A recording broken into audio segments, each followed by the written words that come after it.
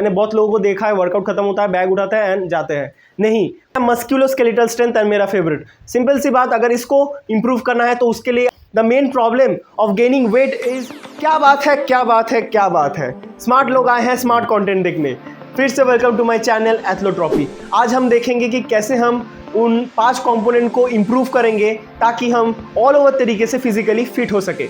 अगर आपका क्वेश्चन है कि कौन से 5 कंपोनेंट, तो उसके लिए आपको फर्स्ट एंड सेकंड पार्ट देख के आना होगा। उसके बिना ये वीडियो कोई काम का नहीं है। लिंक डिस्क्रिप्शन में है। तो वीडियो में चलते हैं।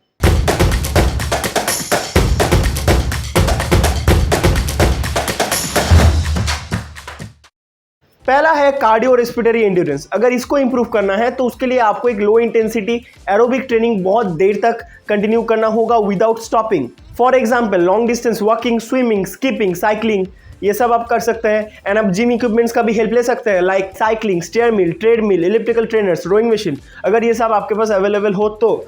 एंड आप ध्यान रखना वो एक्टिविटी जो है वो लो इंटेंस हो एंड इसको आप कम से कम 20 to 30 मिनट्स कंटिन्यू कर पाए विदाउट स्टॉपिंग। एंड तभी आपका कार्डियो रेस्पिरेटरी एंड्योरेंस जो है वो अच्छे तरीके से चैलेंज होगा। एंड ये सब एक एथलीट को भी हेल्प करेगा उसके स्पोर्ट में। नेक्स्ट है मस्कुलर एंड्योरेंस। एंड इसको कैसे इंप्रूव किया जाए। देखिए, बहुत से फिटनेस इन्फ्लुएंसर्स हैं एंड मैं भी मेरे पिछले कुछ वीडियो में ये कहा था कि अगर आप 15 रेपिटेशन से ज़्यादा रेप्स परफॉर्म करेंगे तब आपका मस्कुलर एंड्योरेंस चैलेंज होगा। तो ये मैं कहूँगा थोड़ा इनकम्प्लीट इन्फॉर्मेशन है, क्योंकि ये रिपीटेशन से ज़्यादा एक टाइम बेस्ड फैक्टर है। एंड अगर आप एक इंटरमीडिएट या फिर एडवांस एथलीट होकर अगर 15 रेप से ज़्यादा कर रहे हैं तो इससे ना आपका स्ट्रेंथ गेन होगा, ना आपका अच्छे तरीके से मस्कुलर एंड्योरेंस चैलेंज होगा। इससे अच्छा आप एक काम कर सकते हैं, आप नॉर्मल स्ट्रेंथ ट्रेनिंग कीजिए। उसके बाद 3 डेज अ वीक आप लो इंटेंसिटी कार्डियो कर सकते हैं 30 मिनट्स के लिए। बस एक चीज़ का ध्यान रखना, आप डिफरेंट एक्टिविटीज़ कीजिए डिफरेंट डेज में। लाइक फॉर एग्जाम्पल आप मंडे को ट्रेडमिल में भाग लिए, देन वेडनेसडे को आप स्विमिंग कर लिए, फ्राइडे को आप साइकिलिंग कर लिए, क्योंकि जो मस्कुलर एंड्योरेंस है वो टास्क स्पेसिफिक होता है। सपोज फॉर एग्जांपल अगर आप साइकिलिंग कर रहे हैं तो आपका लोअर बॉडी का ही मस्कुलर एंड्योरेंस ट्रेन होगा, अपर बॉडी का नहीं। तो इसलिए आप साइकिलिंग भी कीजिए, रोइंग भी कीजिए, जिससे आपका अपर बॉडी का भी मस्कुलर एंड्योरेंस बना रहे। तो इस तरीके से आप मिक्स एंड मैच कीजिए अपने कार्डियो एक्टिविटीज़ को। नेक्स्ट है मस्कुलोस्केलेटल स्ट्रेंथ है मेरा फेवरेट। सिंपल सी बात, अगर इसको इंप्रूव करना है तो उसके लिए आपको एक हाई इंटेंसिटी वेट ट्रेनिंग करना होगा। मतलब आपको हेवी वेट्स उठाने पड़ेंगे जिम में, एंड एक ऐसा वेट जिससे आप 6 to 10 रेप्स निकाल पाए without compromising the form and technique. पर अगर आप बिगिनर है तो पहले आप एक लाइट वेट से हाई रिपीटेशन परफॉर्म कीजिए ताकि आपका फॉर्म एंड टेक्निक सही हो। एंड ज़्यादा से ज़्यादा फोकस होना चाहिए कंपाउंड एक्टिविटीज़ के ऊपर। आप बिगिनर है, इंटरमीडिएट है, एडवांस है, सभी के लिए compound activities using free weights is very important, क्योंकि इससे आपका फंक्शनलिटी भी इंक्रीज होगा। मतलब आपके डे टू डे एक्टिविटीज़ जो है उसमें बहुत सुधार आएंगे। 4th नंबर पॉइंट है फ्लेक्सिबिलिटी। साफ बात है, अगर इसको इंप्रूव करना है तो आपको स्ट्रेचिंग करना होगा। किस तरीके का स्ट्रेचिंग? स्टैटिक स्ट्रेचिंग, मतलब एक ऐसा स्ट्रेच जिसको आप 10 सेकंड से ज़्यादा होल्ड करेंगे।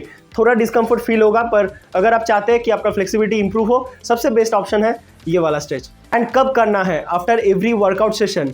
ये मिस मत कीजिए। मैंने बहुत लोगों को देखा है, वर्कआउट खत्म होता है, बैग उठाते हैं एंड जाते हैं। नहीं, वर्कआउट के बाद आप 10 या 15 मिनट्स तक एक स्टैटिक स्ट्रेचिंग का सेशन कीजिए। ये आपका फ्लेक्सिबिलिटी इंप्रूव करेगा एंड ये आपको एक ग्रेटर रेंज ऑफ मोशन देगा आपके वर्कआउट में, जिससे कि वो और भी इफेक्टिव होगा, जिससे कि रिजल्ट्स आपको और भी जल्दी दिख सकते हैं। लास्ट है आइडियल बॉडी कंपोजिशन। अगर ऑल द 4 कंपोनेंट्स जिसको मैंने अभी डिस्कस किया वो सब ऑन पॉइंट है, न्यूट्रिशन ऑन पॉइंट है, रेस्ट ऑन पॉइंट है, तो ये ऑटोमेटिकली आपका इंप्रूव होगा ही होगा। जब आप वर्कआउट करते हैं आपका मसल ब्रेकडाउन होता है एंड इसको रिकवर एंड ग्रो करने के लिए आपको अच्छे न्यूट्रिशन की ज़रूरत होता है, mainly protein. And protein requirement of a person varies between 1 to 3 grams per kg body weight, depending on his intensity of training and his lifestyle.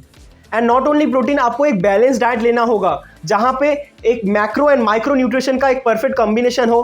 पर एक चीज़ का ध्यान रखना, आप trans fats and simple carbohydrates को अवॉइड कीजिए। And आप ट्राई करना सही टाइम पे सही खाना खाने का। The main problem of gaining weight is हमें भूख नहीं लगता पर हम कॉन्स्टेंटली स्नैकिंग करते हैं। ये बहुत बड़ा प्रॉब्लम है हमारे लिए।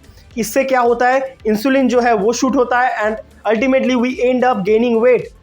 तो इस वीडियो में हमने जाना कि कैसे हम उन 5 कंपोनेंट्स ऑफ फिटनेस को इंप्रूव करेंगे ताकि हम ऑल ओवर तरीके से फिजिकली फिट हो सके।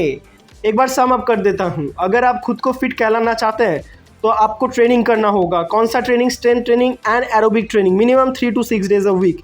एंड ईच वर्कआउट सेशन के बाद आपको स्ट्रेचिंग करना होगा, आपको करेक्ट न्यूट्रिशन लेना होगा, आपको एडिक्वेट रेस्ट एंड रिकवरी के ऊपर ध्यान देना होगा।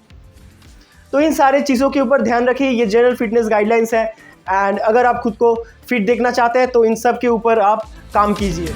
तो ये था थर्ड पार्ट एंड ये सीरीज यहीं पर ख़त्म होता है।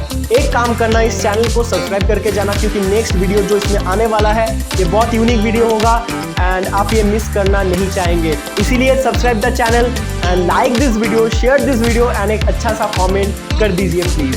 Stay healthy, stay happy, bye bye.